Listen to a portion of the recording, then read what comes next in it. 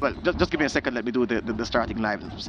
David Swaby in goal for Mount Pleasant. Then Ladale Ritchie, Sule Makala, Osani Ricketts, and Liston James. That's the four. Those are the four men in the defensive unit. Then Leonard Rankin, Latroy Ling, Alwayne Harvey, Kimara Bushy Beckford, Francois Swaby, and the foundation.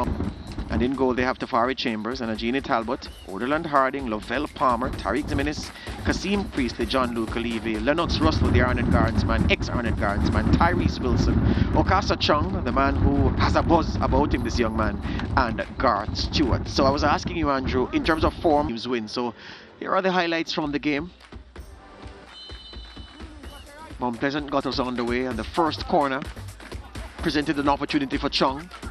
Traps it with the left, swivels with the right, swivels and shoots with the right, but finding the side netting. We'd hear from him again.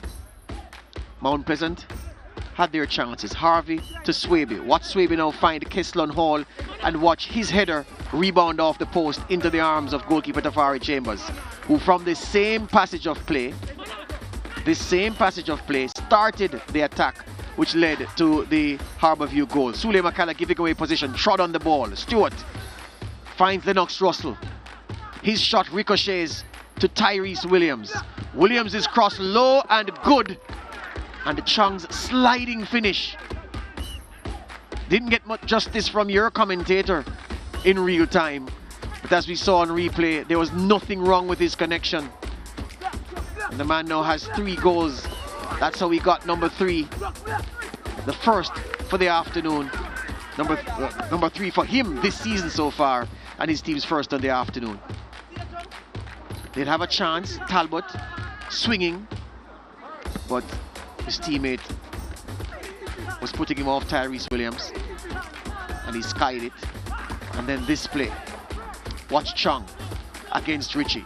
A couple step overs. Puts it on his favorite left foot. Finds a cross that Lennox Russell takes down with a very good first touch, and then drives a low shot hard with the left foot to the goalkeeper's right. At his near post, beats him for power. That's 2-0, game over.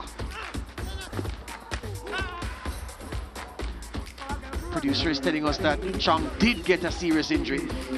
Gifted the ball by Liston James, he raced through. We thought this was 3-0, but his left-footed effort just running wide up the left-hand post. He can't believe it, and even then, he was holding his jaw. Okwasa Chung.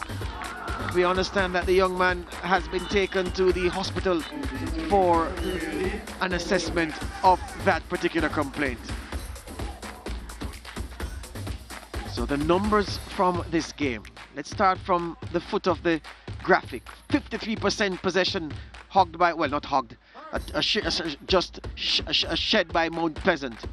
Shaded is the word, yeah. 3 saves by Harbourview, 14 corners and even split, 3 offsides, 2 for Mount Pleasant. There were 4 yellow cards, 3 to Mount Pleasant, 23 fouls. Mount Pleasant completed 13 of them, and there were 23 shots. Harbourview had 12, and the most important stat of all, Harbourview 2, Mount Pleasant 0. Let's go down to Andrew Peart, who has our post-match interview. Coach Paul Teagot Davis of Mount Pleasant FC here with us. Coach, a disappointing result in the end. What went wrong for you today? Let me just read short and spice, you know. You see, when you start out lousy against a team like this who's moving the ball fast and, you know, quick, you're giving so much space to play the football. And you went down 1-0 early. It's hard for you really to get back, you know, that momentum, you know, see. So I think we are to blame. You know, we played a little bit lackluster today, you know. So 1-0 at halftime. Take us into the dressing room. What was the tactic you wanted to employ to move the ball change more it? faster, you know. Cause I think, as I said, in the first half we're moving pretty much slow. I didn't they get change in the second half until put on the younger kids in the last 20 minutes, you know. So this is football, you know. So we have to just go back on the pitch and just do what we have to do. All right, things to consider, Coach. All the best for the next one. Okay then.